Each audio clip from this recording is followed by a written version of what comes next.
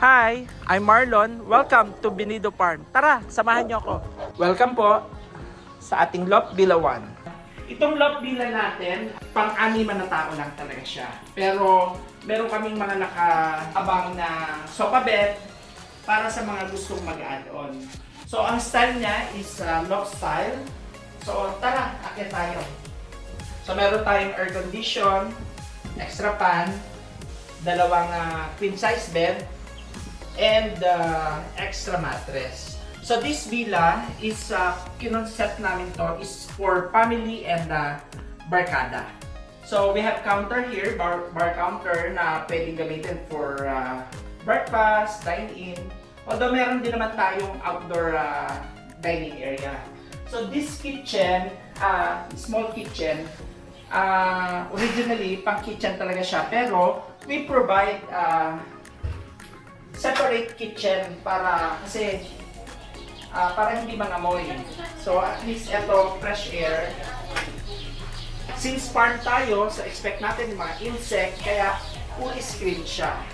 So we provided the refrigerator, basic kitchen equipment like rice cooker, kettle, and mga lutuan. Then we have our private toilet and bath na para mas maging komportable yung mga guests natin. Shower and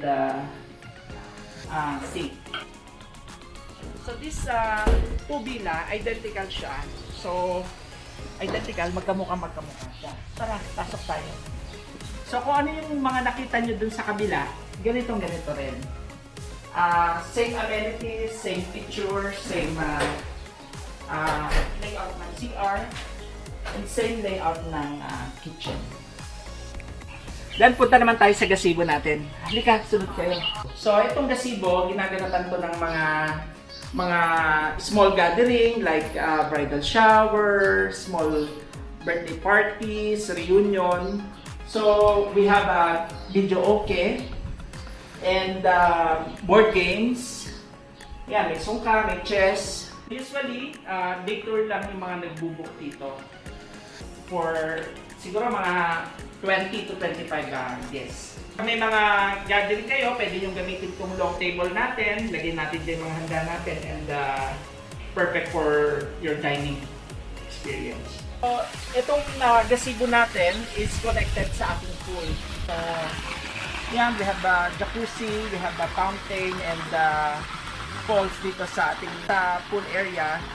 So, I think mas maganda siya kung mas romantic siya paggabi kasi mas maraming ilaw dito. Ito naman, sa bandang likod ng pool area natin, meron tayong dalawang kabana and we have a bahay kubo na pwedeng pag-stayan ng ating mga guests for free. So, usually, yung mga guests namin sa morning nandito, pinapanood nila yung mga kalapati natin. So, during like mga hapon, like 3:30, 4 p.m., pinapakawalan namin yung mga kalapati namin at nagiging attraction siya sa aming mga guests. So, punta naman tayo sa outdoor kitchen natin. So, we provided small lounge, open lounge dito. Then, outdoor kitchen na pwedeng gamitin ng mga guests natin na nagre-rent dito sa ating gazebo. So, we provided the refrigerator and kitchen utensils. Then, dito naman, we have a tent na pwede nila rin gamitin kung gusto nila ng outdoor experience. For bookings and inquiries, pwede po kayo mag-message sa FB page namin, and also nasa Airbnb, booking.com, and Agoda din kami. Ano pang inaantay nyo? Mag-book na po kayo and para ma-experience nyo yung fresh air dito, yung tahimik, kung gusto nyo mag-unwind. Hope to see you soon here in Binido Farm. Thank you!